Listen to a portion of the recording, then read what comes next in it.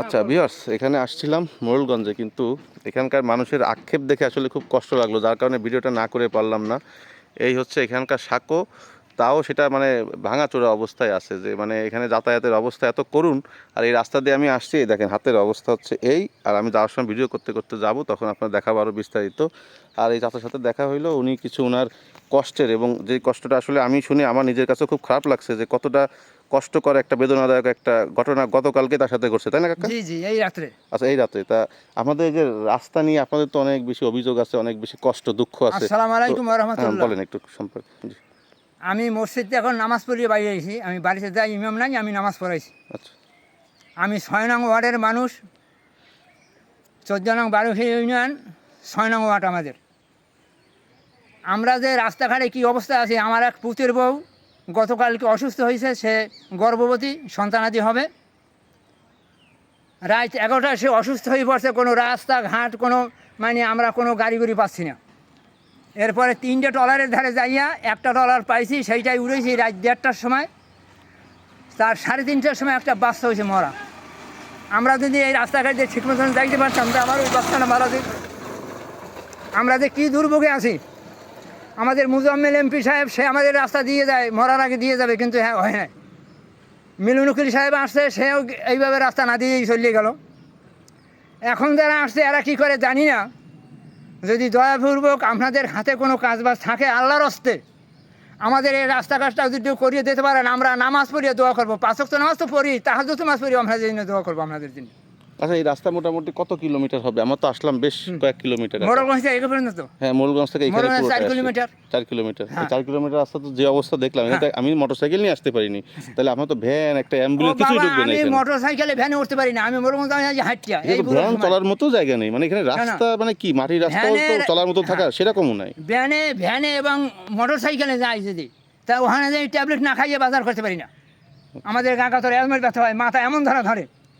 আমরা যে কি অবস্থা আছে, আমাদের যে মানে আমরা জনগণ যে কি অবস্থায় আছি আমরা। আপনাদের আশপাশে তো কোনো বাজার ঘাটও নেই, যে বাজার করতে গেলে আপনার কত দূর যাইতে হয়? এখন যে বাজার কাছে সোনালী পারে যাইতে হয়, ওই এই নদীর পারে, নদী পার হয়ে, নদী পার হয়ে নদী পার হয়ে উপরে বাজার করে আবার আসতে হয়। বাবাজি, আপনি এই রাস্তাটাও দেখেন যে আমরা কিভাবে আছি। এই রাস্তা তো আরো বেশি খারাপ, এই রাস্তা তো আমি এর উপরে যাবো, সেটাই তো আমার ঝুঁকিপূর্ণ। পরে এইখান দিয়ে সোনাখালি যাইতে হইলে গামছা পিনতে তারপর যাইতে হবে আমাদের। মানে এখানে পানি উঠে যাবে, পানি উঠে যাবে, মানে বর্ষাকালে সব পানি থাকবে আর পুরাটা।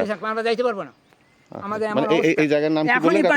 এই জায়গার নাম কি? এটা হইলে 6 নং ওয়ার্ড, উত্তর সুতলিশ। উত্তর সুতালড়ি। উত্তর উত্তর সুতালড়ি, মোড়লগঞ্জ উপজেলা, বাগেরহাট সদর।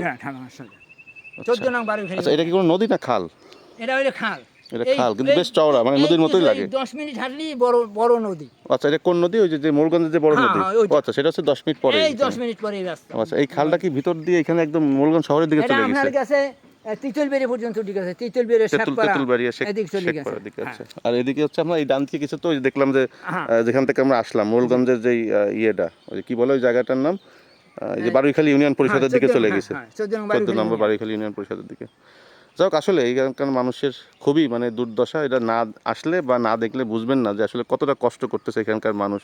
আর এই চাচার যে ঘটনা উনি বললেন, না থাকাই ভালো, দুনিয়ায় আমরা কিভাবে করে আসি না তা কাকা এইগুলা বলতে হয় না, আপনারা সিনিয়র সিটিজেন আমাদের দেশের, তো আপনাদের কষ্টটা আমি বুঝতে পারছি, কারণ আমি না আসলে বুঝতাম না যে এতটা কষ্ট। সব খাইয়ে গেছে।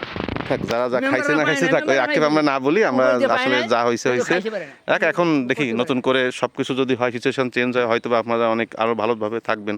তো আমার মনে হয় অনেক অলিগলি যেসব না দরকার, যেসব রাস্তার দরকার নেই, সেই সব রাস্তা বাদ দিয়ে এইসব রাস্তা যদি করা হয়, এইখানকার হয়তো দাঁড়ায় আসি বিধায় আপনারা মনে করতে পারতেছেন যে রাস্তাটা আসলে এত সুন্দর না।